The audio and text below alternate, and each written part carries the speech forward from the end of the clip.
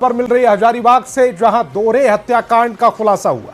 72 घंटे में दोहरे हत्याकांड का खुलासा कर दिया गया। पुलिस ने आरोपी को गिरफ्तार किया है।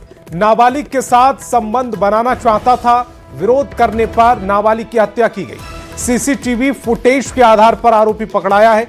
बच्ची से जबरदस्ती प्रयास किया जा रहा था। आरोपी ने अपना गुनाह कबूल कर लिया है। सिंदूर घाट और पास के कुएं में ये दोनों शव मिले थे।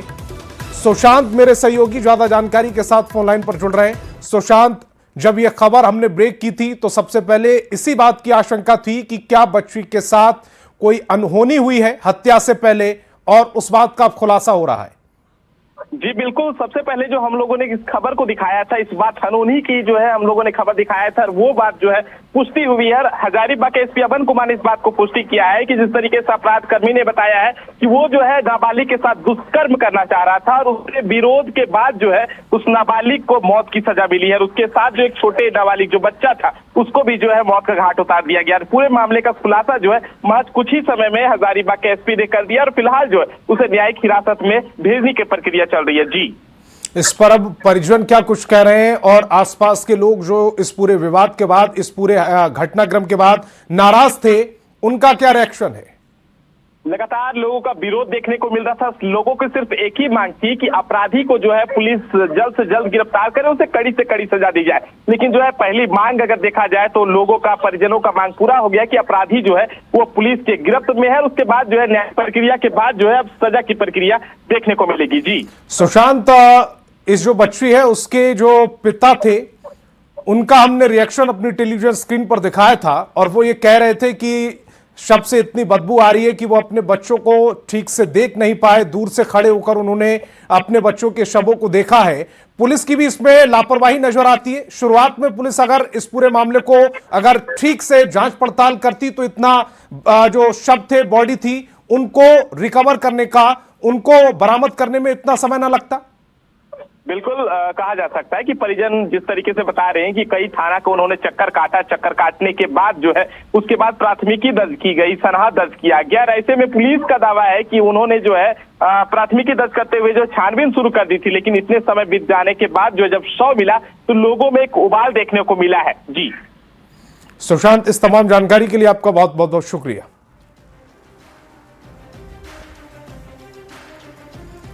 और खबर जमशेदपुर से, जहां मानगो थाना क्षेत्र में सड़क किनारे खड़ी बस में अचानक से भीषण आग लग गई। घटना में बस पूरी तरह से जलकर राख हो गई है। सूचना मिलते ही दमकल की 2 गाड़ी मौके पर पहुंची और आग पर काबू पाया है। हालांकि आग के कारणों का पता नहीं चल पाया। वहीं 10 दिनों के अंदर 3 बस में आग लगी है। असामाजिक तत्वों द्वारा आग लगाने की खबर सामने आई। फिलहाल पुलिस पूरे मामले की जांच में जुटी है। जमशेदपुर की सड़कों पर इन दिनों जो बस पार्किंग की जाती है, उन बसों में आग की घटनाएं लगातार बढ़ते जा रही है। जहां 10 दिनों के अंदर जमशेदपुर के मानगो क्षेत्र में 3 बसों को आग के हवाले कर दिया गया है। तस्वीर आप देख सकते हैं कि अभी मैं मौजूद हूं जहां ये उलीडी थाना क्षेत्र के मानगो डिमना रोड में 2 बसों को आग लगा दी गई थी। जिस तरह बातें सामने आ रही थी कि दोनों बसों को किस तरह, यहाँ पर देखिए कि बस पूरी तरह से आग लगने से बस पूरी तरह से जलकर राख हो गई। हालांकि इस आग के बाद बस मालिक को जो है लाखों का नुकसान हुआ। तो वहीं दूसरा मामला जो है वो आजाद नगर थाना क्षेत्र के ओल्ड पुलिया रोड में भी एक देर रात बस को आग लगा दी गई है, क्योंकि लगातार इस तरह की घटनाओं से बस मालिकों को लाखों का नुकसान हो रहा है। हालांकि पुलिस इस पूरे मामले की जांच कर रही है कि आखिर 3 बसों में जो आग लगी है ये शॉर्ट सर्किट से लगी है या किसी तरह कोई साजिश के तहत इस बसों में आग लगाई जा रही है। उस पर अब कहीं ना कहीं कार्रवाई की जा रही है, मगर बस मालिकों ने शिकायत की है कि जल्द से जल्द इसके पीछे जो भी दोषी है उस पर कड़ी कार्रवाई की जाए। मगर अब देखना यह है कि जिला पुलिस इस बस में आग लगाने वाले गिरोह का खुलासा कब तक कर पाती है। न्यूज़ 18 के लिए जमशेदपुर से आशीष कुमार तिवारी। रांची के सार्थक सिद्धांत ने सीबीएसई की ऑन स्क्रीन मार्किंग प्रणाली और उससे जुड़े टेंडर प्रक्रिया में कथित अनियमितताओं का मुद्दा उठाया। इसी सिलसिले में नेता प्रतिपक्ष राहुल गांधी ने संसद भवन में सार्थक से मुलाकात कर पूरे मामले की जानकारी ली। सार्थक को संसदीय समिति के समक्ष अपनी बात रखने के लिए भी आमंत्रित किया गया था। वह रांची के निवासी हैं और इसी साल सीबीएसई बोर्ड की 12वीं की परीक्षा में शामिल हुए थे। नए मार्किंग सिस्टम से प्रभावित छात्रों में शामिल सार्थक ने इवैल्यूएशन के लिए अपनी स्कैन की गई उत्तर पुस्तिका मंगवाई थी और उत्तर पुस्तिका देखने के बाद उन्होंने सीबीएसई के टेंडर दस्तावेजों का अध्ययन किया और कथित खामियों को सोशल मीडिया तथा ब्लॉग के माध्यम से सार्वजनिक किया। हम लोगों के लिए गौरव की बात है कि सार्थक सिद्धांत रांची का लड़का, बोकारो का पैदा हुआ, झारखंड की धरती का, उसने सब पोल पट्टी इन लोगों की खोल करके रख दी है। और कल पार्लियामेंट्री कमेटी के बैठक के बाद अध्यक्ष और सचिव का तबादला, और तबादला सिर्फ दिखावा है।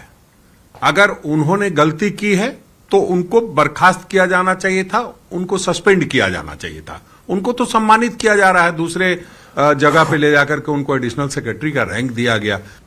एक जेनजी आप कह सकते हैं, ऐसे बच्चे इतने जागरूक हैं और उसने इन बातों को सामने, तथ्यों को सामने लाने का काम किया है। वो कल दिल्ली तक पहुंचा और अपनी बातों को रखे और उसके बाद एक आई वॉश के लिए कार्रवाई की गई है। जो खिलवाड़ बच्चों के भविष्य के साथ किया जा रहा है, सार्थक ने उन सभी युवाओं की आवाज बन करके जो एक भयंकर घोटाला एग्जामिनेशन में हो रहा है, उसे कड़ी में केंद्र सरकार की विफलता को उजागर किया है। खबर हजारीबाग से, जहां के उत्तरी छोटा नागपुर का सबसे बड़ा सरकारी अस्पताल शेख भिखारी मेडिकल कॉलेज अस्पताल एक बार फिर विवादों में। अस्पताल में देर रात 1 घंटे के आसपास बिजली गुल है। इस दौरान सैकड़ों मरीजों का इलाज चल रहा था, उन्हें भारी परेशानियों का सामना करना पड़ा। इस दौरान डॉक्टर, नर्स मोबाइल की लाइट में इलाज करते नजर आए हैं। 300 बेड वाले इस अस्पताल में मरीज का हाल बेहाल है। जानकारी के मुताबिक डीजल की कमी के कारण अस्पताल प्रबंधन ने जनरेटर नहीं चलाया। इस घटना के बाद सांसद ने संज्ञान लिया और गिरती स्वास्थ्य व्यवस्था पर चिंता जाहिर की। अभी भी लाइन रहने के बावजूद भी आप डिपार्टमेंट में 1 घंटा खड़ा नहीं हो सकते, लेकिन लाइन नहीं था और लाइन नहीं रहने के बाद पूरा ब्लैकआउट हो गया था पूरा हॉस्पिटल। और इतना परेशानी था कि टॉर्च से लोग अपना पेशेंट को देख रहे थे, पंखा हो रहे थे और यहाँ तक जो डॉक्टर सुई भी दे रहे थे, इंजेक्शन लगा रहे थे, वो टॉर्च से ही देख रहे थे। आपको कल रात की वीडियो के माध्यम से पता चला होगा। ये अस्पताल की जो व्यवस्था है, खास करके बिजली की, वो बाधित नहीं होनी चाहिए, क्योंकि यहाँ से गरीब लोगों का इलाज और उनके जीवन से जुड़ा हुआ यह विषय है। तो संवेदनशील जनप्रतिनिधि के नाते उन्होंने तत्काल संज्ञान लिया, जिसके बाद बिजली आई। रेस्ट और अलग अलग डिपार्टमेंट्स हैं, जिन डिपार्टमेंट्स को लेकर के कुछ स्पेसिफिक निर्देश दिए गए हैं।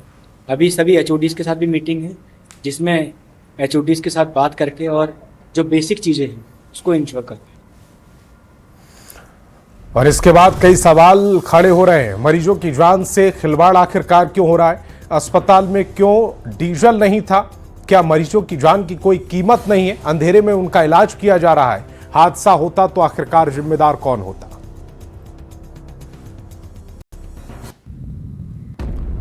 और बात करते हैं राज्यसभा चुनाव की। राज्यसभा की 2 सीट पर 18 जून को चुनाव होना है। दोनों सीटों को लेकर दावेदारी की रेस तेज हो गई। ऐसा माना जा रहा है कि दोनों खाली सीट में से एक सीट जेएमएम की ओर से सोरेन परिवार को जाना लगभग तय है। गुरुजी शिबू सोरेन की खाली हुई सीट पर उनकी बेटी अंजलि सोरेन के नाम की चर्चा है। आपको बता दें कि अंजलि सोरेन ओडिशा की राजनीति में सक्रिय हैं। वहीं पार्टी के कुछ कार्यकर्ताओं के बीच कल्पना सोरेन के नाम की भी चर्चा है। जानकारी के मुताबिक हेमंत सोरेन की बड़ी बहन अंजलि सोरेन को मां रूपी सोरेन का आशीर्वाद प्राप्त है, जबकि वसंत सोरेन की पत्नी हेमलता सोरेन भी परिवार के अहम सदस्यों की पसंद बताई जा रही हैं। हालांकि पॉलिटिकल एक्सपर्ट इसमें कल्पना सोरेन के साथ साथ जेएमएम महासचिव विनोद पांडे को भी रेस में आगे रख रहे हैं।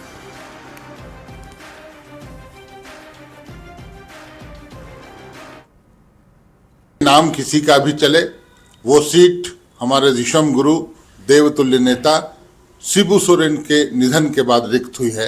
निश्चित रूप से हम सभी कार्यकर्ता की ये इच्छा है कि परिवार का ही कोई सदस्य जाए, ऐसी इच्छा है, कार्यकर्ताओं की इच्छा है। लेकिन अंतिम फैसला हमारे नेता हेमंत जी करेंगे और हेमंत जी उपयुक्त समय पर यह फैसला लेंगे।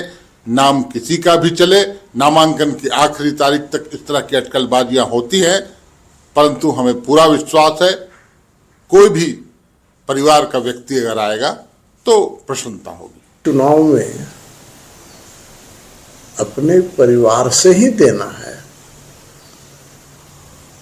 तो सुनने में जो आ रहा है, कभी कल्पना सोरेन जी की बात आती है, कभी अभी समाचारों में आ रहा है कि अंजलि सोरेन जो उनकी बहन है, बड़ी बहन है, फिर एक नाम हेमलता सोरेन जी का भी आ रहा है। तो मैं ये कहूँगा कि किसको टिकट देंगे नहीं देंगे, क्योंकि अंजनी जी जो हैं वो हेमंत की बड़ी बहन तो है ही, गुरु जी की बहुत प्रिय थी, गुरु जी उनको मानते बहुत हैं थे उनको, तो और चुनाव भी लड़ी हैं, राजनीति में सक्रिय हैं, वो एक नाम है वो। तो मुझे लगता है कि अंजनी जी का नाम इसमें, इन तीनों जो नाम आपने लिया उसमें मुझे लगता है अंजनी का नाम जो है वो आगे रहना चाहिए। राज्यसभा की 2 सीटों पर एक सीट पर तिकड़मबाजी राजनीतिक दलों के बीच है तो दूसरे पर माथापच्ची सोरेन परिवार के अंदर में है। कुल मिलाकर सोरेन परिवार के अंदर किस चेहरे पर मुहर लगेगी इस पर सबकी नजर है, चाहे वो चेहरा अंजनी सोरेन का हो या फिर हेमलता सोरेन का या फिर किसी और का। संजय कुमार सिन्हा, न्यूज़ 18 रांची। और जेएमएम की ओर से अंजनी सोरेन का नाम सबसे आगे चल रहा है। अंजनी सोरेन ने ओडिशा से वीडियो कॉल के जरिए न्यूज़ 18 से एक्सक्लूसिव बातचीत की। कहा राज्यसभा जाने की उनकी इच्छा है, लेकिन इस पर फैसला पार्टी को लेना है। जिस नाम की चर्चा है वो चर्चा इस समय अंजनी सोरेन मरांडी जी का है। दीदी सबसे पहले भाई का जोहार। दीदी आपके नाम की चर्चा झारखंड में इन दिनों बहुत ज्यादा है, क्या कहेंगे? सीधी बात है। जी जी, बोले कि राज्यसभा के चुनाव को लेकर नाम है, यहाँ अंजनी सोरेन मरांडी जी का भी आ रहा है, यानी आपका नाम आ रहा है, और कहा जा रहा है कि आप जो है सोरेन परिवार से आप जो है इस बार राज्यसभा से में चुनाव में सीधे उतर रही हैं, यानी सीधे राज्यसभा जाएंगी। क्या यह सच है दीदी?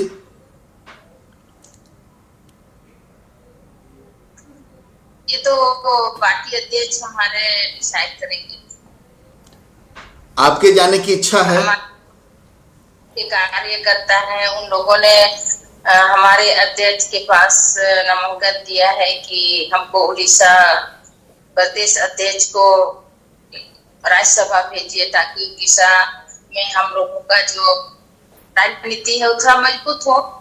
इसी वजह से हमारे कार्यकर्ताओं ने उनको चिट्ठी दिया है, उनसे रिक्वेस्ट की है। अब ये तो हमारे अध्यक्ष को ही तय करना है, पार्टी को तय करना है। नहीं, इस बारे में दीदी आपकी कोई बातचीत हुई हो, मुख्यमंत्री से बातचीत हुई हो, परिवार में कोई बातचीत हुई हो आपकी कभी पहले? बहुत पहले बात हुई थी, अभी तो फिलहाल हमने इस बारे में नहीं बोला है। आप हमेशा से झारखंड आपके दिल के करीब रहा है, मायके रहा है झारखंड आपका, तो आप तो हमेशा यहाँ आती जाती रही हैं, यहाँ की राजनीति के भी करीब रही हैं। हाँ, हम लोग शादी उड़ीसा में हुई है, पर हमने पूरा अपना लाइफ यही झारखंड में बिताया है। हमारे हस्बैंड स्टील प्लांट में जीएम थे, तो हम लोग बोकारो में रहे हैं और हमेशा से रहते आए हैं। यहाँ की राजनीति देखे हैं, अपने परिवार की राजनीति देखे हैं। और बीजेपी के राष्ट्रीय अध्यक्ष नितिन नवीन के 2 दिवसीय झारखंड दौरे को लेकर प्रदेश बीजेपी कार्यालय में तैयारियां जोरों पर है। इसको लेकर आज प्रदेश बीजेपी कार्यालय में एक महत्वपूर्ण बैठक हुई है। बैठक में प्रदेश अध्यक्ष आदित्य साहू, रक्षा राष्ट्र मंत्री संजय सेठ, सांसद मनीष जायसवाल और दीपक प्रकाश समेत प्रदेश बीजेपी के तमाम पदाधिकारी शामिल हुए। इस बैठक में खास तौर पर इस केंद्र की ओर से नियुक्त राज्यसभा के पर्यवेक्षक डॉक्टर गोपाल नारायण सिंह भी शामिल हुए। आपको बता दें कि नितिन नवीन 6 और 7 जून को झारखंड दौरे पर रहेंगे।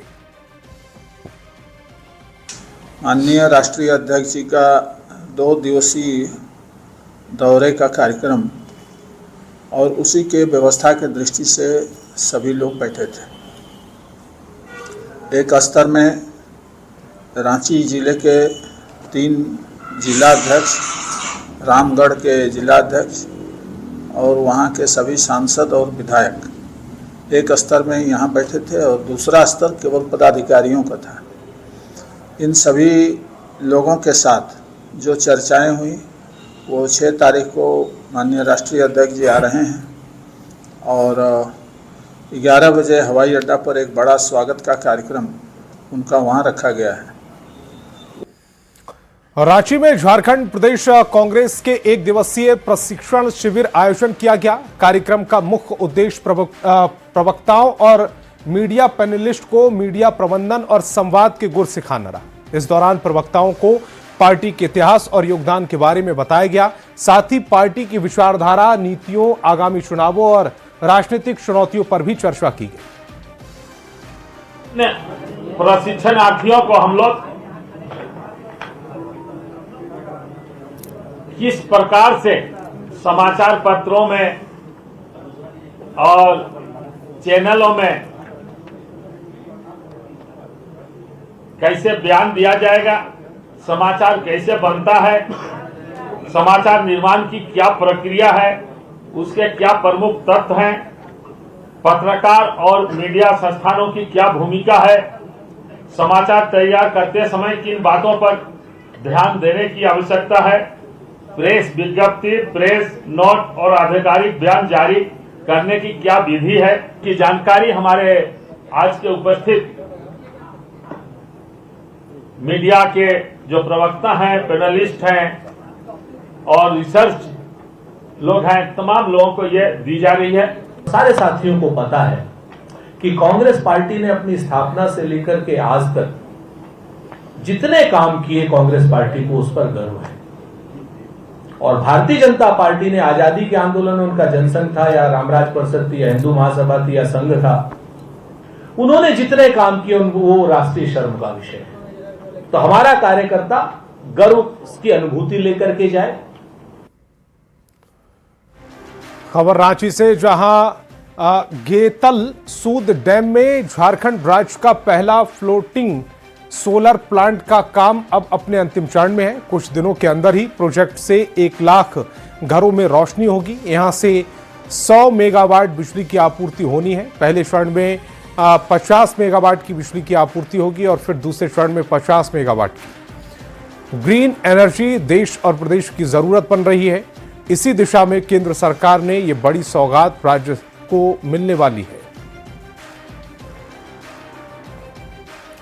रात से झारखंड विमेंस T20 टूर्नामेंट का आगाज हो रहा है। JSCA के ओवल ग्राउंड में होने वाले टूर्नामेंट में सारे मैच, इस टूर्नामेंट में 4 टीमें हिस्सा ले रही हैं, जिसमें Palamu warriors, Santhal Challengers, Kolhan Dynamos और छोटा नागपुर ब्लास्टर शामिल है।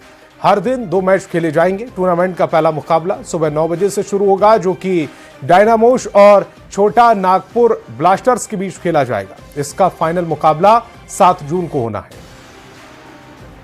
रांची में T20 का रोमांच शुरू हो चुका है और JSCA के ओवल ग्राउंड में 3 जून से 8 जून तक ये मुकाबला खेला जाएगा। आपको बता दें कि आज शुभारंभ सुबह 8 बजे कर दिया गया और 9 बजे मुकाबला शुरू भी हो गया, लेकिन हालांकि हर दिन ये मुकाबले सुबह 8 बजे और दोपहर 2 बजे से खेले जाएंगे। हर दिन 2 मुकाबले होंगे। पहला मुकाबला चल रहा है कोल्हान डायनामोस और छोटा नागपुर ब्लास्टर के बीच। देख सकते हैं कि यहाँ मैच चल रहा है और इस मैच में T20 जो वर्ल्ड कप अंडर 19 की जो आनंदिता किशोर है वो भी इसमें यह मुकाबला खेल रही है। और जाहिर है कि जो क्रिकेट के दीवाने हैं इस मैच को देखने के लिए पहुंचे हैं। वर्ल्ड कप फर्स्ट बार जीता इंडिया 2025 में। उसके बाद से थोड़ा गांव हो या शहर हो, वहाँ से बढ़ते जा रहे बच्चे लोग थोड़े आ रहा है। जाहिर है कि क्रेज जो है T20 का रोमांच जो है जो IPL की तर्ज पर होने जा रहा है वो रोमांच लगातार बढ़ रहा है। और जाहिर है कि 7 जून तक होने वाले इस मुकाबले की बात करें, जो महिलाओं का जो मुकाबला चल रहा है उसे देखने के लिए भीड़ भी उमड़ रही है। संजय कुमार सिन्हा, न्यूज़ 18 रांची।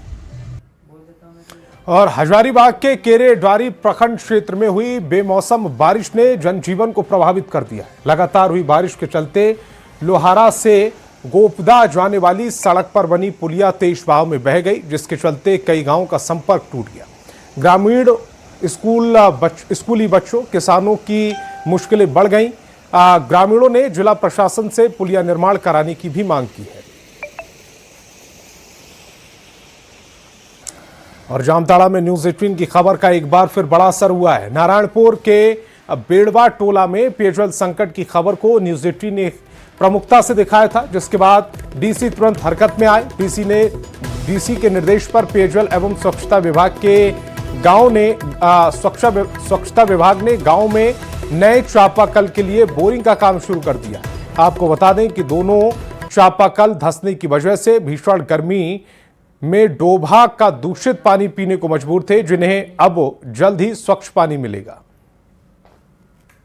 बहुत जगह से इश्यूज आ रहे हैं। स्पेसिफिकली चंपापुर की अगर बात करें तो वहाँ से मुझे संज्ञान में आया, मैंने वहाँ के बीडीओ को डायरेक्शन दिया है। आज शाम तक वहाँ जो भी चापाकल खराब था उसकी मरम्मती हो जाएगी और पीएचईडी को भी डायरेक्शन दिया गया है कि त्वरित कार्रवाई करते हुए उसका रिपोर्ट दें। रामगढ़ में अतिक्रमण के खिलाफ प्रशासन का एक्शन देखने को मिला है। शहर की मेन रोड समेत सभी वार्ड NH-33 और NH-23 पर लगातार अतिक्रमण हटाने का काम किया जा रहा है। इस दौरान प्रशासन के लोगों को चेतावनी भी दी। प्रशासन की इस कार्रवाई से शहर में जाम की स्थिति में सुधार हो रहा है। पूरे 8 वार्ड में हम लोग अतिक्रमण मुक्त करना चाह रहे हैं, क्योंकि इससे काफ़ी रोड कंजेशन भी हो रहा है, एक्सीडेंट का भी संभावना बढ़ रहा है। इस वजह से ये लगातार अतिक्रमण चलाओ अभियान चलता रहे। बात तो शर्मा पीछे बाथरूम था, फ्री सर बोला झोपड़ी खोल दीजिए, खोल के फ्री बैठे हुए हैं। कहीं बढ़िया जगह हम लोग दे दिया जाए, दिक्कत है तो उनको यहाँ से जगह दे दिया। आप लोग रोजगार के साधन है? बस रोजगार में है सर हम लोग। रामगढ़ में अतिक्रमण के खिलाफ छावनी परिषद द्वारा लगातार अभियान चलाया जा रहा है। यह अभियान रामगढ़ के main road, Ramgarh Ranchi old NH-33 और रामगढ़ से बोकारो को जोड़ने वाले NH-23 के बगल में किया जा रहा है। अतिक्रमण के कारण सड़क पर लगातार जाम हो रहा था, लेकिन देख सकते हैं अतिक्रमण को यहाँ पर हटाया गया। उसके बाद से यहाँ पर जाम से लोगों को राहत मिल रही है और यह अभियान छावनी परिषद का लगातार जारी है। कुछ लोगों को यहाँ पर नोटिस दिया गया है कि वे अपने अतिक्रमण को निर्धारित समय के अंदर हटा ले, नहीं तो उनके खिलाफ है दंडात्मक कार्रवाई की जाएगी। साथ ही अतिक्रमण को भी जबरन हटाया जाएगा। इससे अतिक्रमण हटाने में आने वाले कॉस्ट भी उन्हीं से वसूला जाएगा। छावनी परिषद का मानना है कि अतिक्रमण के कारण शहर में लगातार जाम की स्थिति बनी हुई थी। आम लोगों को यहाँ पर काफ़ी परेशानी हो रही थी। इसके कारण ही इस अतिक्रमण को हटाने का अभियान जो है शुरू किया गया है और ये अभियान जो है लगातार आगे भी जारी रहेगी। जावेद खान, न्यूज 18 रामगढ़। खबर गिरिडीह से, जहां सरिया प्रखंड के ठाकुरबाड़ी टोला में बड़ी संख्या में महिला और पुरुष किसान अपनी खेती योग्य जमीन को बचवाने के लिए खेतों में जुट गए। ग्रामीणों का आरोप है कि कारोबारी उनकी कृषि भूमि पर जबरन कृषि मिट्टी डलवाकर उससे बंजर बनाने की कोशिश कर रहे हैं। ग्रामीणों के अनुसार जमीन कारोबारी त्रिभुवन मंडल द्वारा खेतों में 7 से 10 फीट तक मिट्टी डाली जा रही है। इससे ग्रामीणों के सामने रोजी रोटी का संकट खड़ा हो रहा है। करने चाहते हैं कि मेरा जमीन जो है सो बचाव के लिए हम खड़ा है यहाँ, और जो आकर के डोजर लगा करके सारा जमीन को बंजर बना दिया जा रहा है। हम लोग किसान कहाँ जाएंगे, हम लोग खेती कैसे करेंगे? कि हमने बपोती जमीन है, खतियानी चीज है, और हमने कैसो जमीना हमें जबरदस्ती कैसो माटी भर दे रहा है, तो फिर हमने बाल बच्चा कहाँ जीते?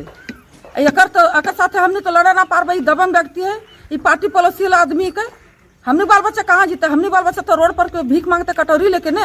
मामला है कि जैसे हम लोग अपना निजी जमीन में हम लोग अपना आने जाने के लिए रास्ता बना रहे हैं, तो उसमें है कि तो हम जानते नहीं, लेकिन सुनने में आ रहा है कि जेसीबी को बुलाते हैं काम करने के लिए, रोड बनाने के लिए, तो वह जेसीबी वाला कहता है कि वहाँ हम नहीं जाएंगे क्योंकि वहाँ विवादित है।